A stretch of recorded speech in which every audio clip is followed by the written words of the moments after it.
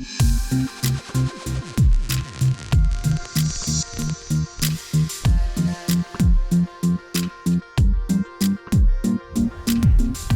I'm Howard Tipton, Town Manager for Longboat Key.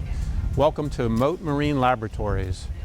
We're going to talk turtles today. It is getting ready to be turtle season, and there is no better topic than turtles when you're talking about summer and Longboat Key. And so we are pleased to have with us today Melissa Macksey, who is here working at the laboratory, and she is a conservation manager. And so Melissa, welcome. We're glad to have you. Thanks. Glad to be here. And so one of the amazing things that happens, we have dolphins and we have manatees and all this wildlife, but one of the really special things that happens as the water warms up is the turtles, and we are a nesting place for turtles. And so I was just wondering if you could tell us a little bit about the kinds of turtles that come up. And it's kind of a natural or a National Geographic kind of an experience, but just tell us a little bit about what we can expect here in these coming months. Sure. Longboat Key hosts loggerhead sea turtles as well as green sea turtles every summer. On occasion we see some other species as well, but those are the two primary nesters on our beach here. They use the beach for nesting each year, and we estimate about 1,000 nests are going to be laid on the island this year. So 1,000 nests. Yes. So one of the things that we know that didn't used to happen is we didn't used to see this number of turtles nesting in Florida generally. And what do you attribute this dramatic increase really from the 1970s to today? What would you describe as the big move that made the turtles grow in population? Yeah, well, the thing that happened in the 70s is the Endangered Species Act went into play, and basically protected all endangered species. It identified which species were endangered, and the sea turtles fell into that category. So a bunch of protection measures went into place to protect the turtles in the water as well as the nests on the land. And since then, they have a very long life cycle, so we have a very big delay in the protection measures going into place, and now we're starting to see nesting numbers rise, and we think that that's probably the biggest driver for that. All right, so protection works. It does. So let's talk a little bit about, when the turtles come, they're usually at night. Yes. And so when you're going out in the morning, what is it that you're looking for? What's that telltale sign that tells you a turtle has been nesting? So we're looking for evidence that a female came onto the shore. We patrol at the water line, which is where they're exiting the ocean onto the beach, and we can see her crawl out of the water. In general, it looks like a tire track. Once you know what you're looking for, it's very obvious and easy to see. And so we look for those tracks. We can follow them inland, see what she did to determine whether or not she nested, and then hopefully the tracks also go back to the water. So one of the terms that we've heard over time is a false crawl. What does that mean? A false crawl is also called a non-nesting emergence, which is a little more intuitive. Basically, she's crawled out of the water and for whatever reason decided not to nest. They are not very comfortable on land, and so anything that can scare them or startle them may send her back to water without nesting. It could be something natural, like the beach just isn't what she was expecting to find, or she digs down in and there's a whole bunch of roots and that's not what she wanted for her nest. Or it could be something human-made as well. It could be a physical person on the beach scaring her. It could be a light shined in her face. It could be loud noises, anything like that. It happens naturally about 50% of the time, but we try to reduce that number as much as possible by avoiding human interactions.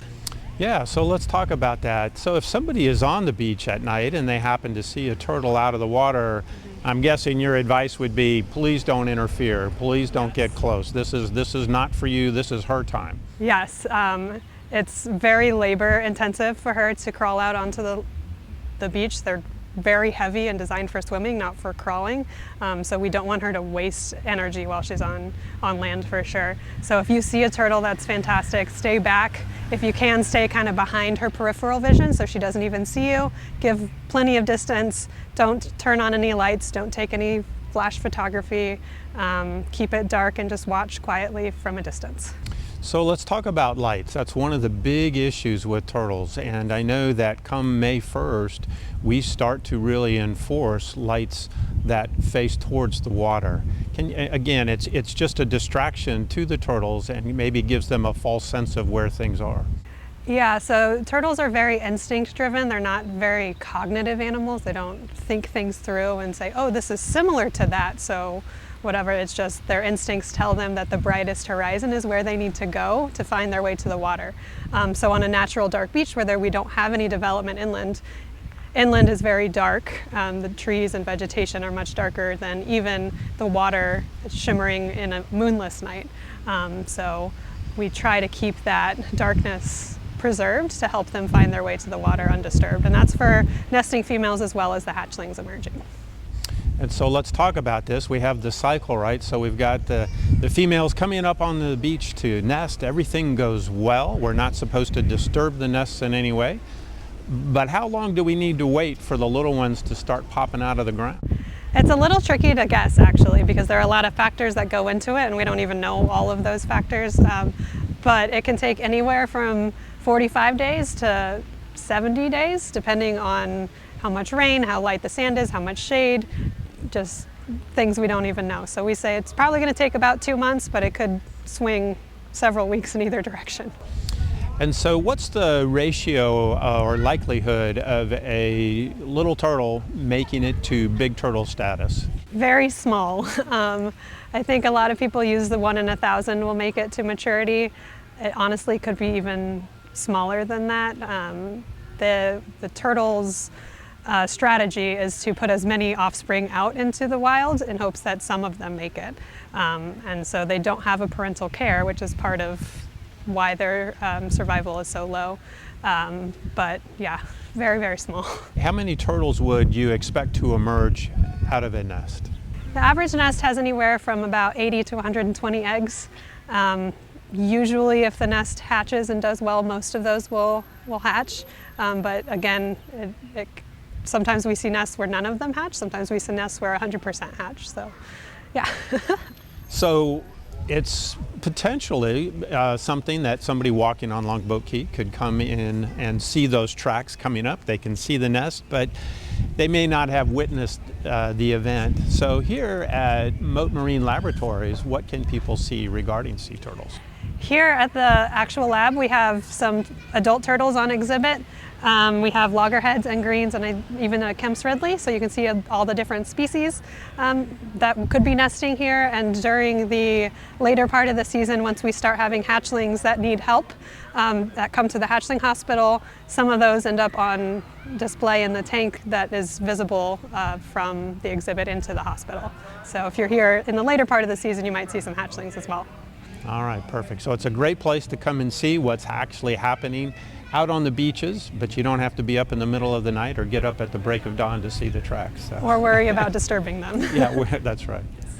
Anything else that you'd like to share with us about the turtles that we have visiting us? I think that's it. I always like to remind people that the beach is the turtles' natural habitat, and we need to just share it with them when we're there living and recreating in the area as well. That's right. And so we talk about, just leaving our footprints, nothing else. So if you've got beach chairs, other things that are out there, make sure you pull them back each night so that they don't get in the way of the turtles. Yeah, and fill in your holes. Hatchlings are tiny, and even a big footprint can be quite an obstacle for them. That's right. Well, that's perfect. Well, Melissa, thank you so much for joining us today.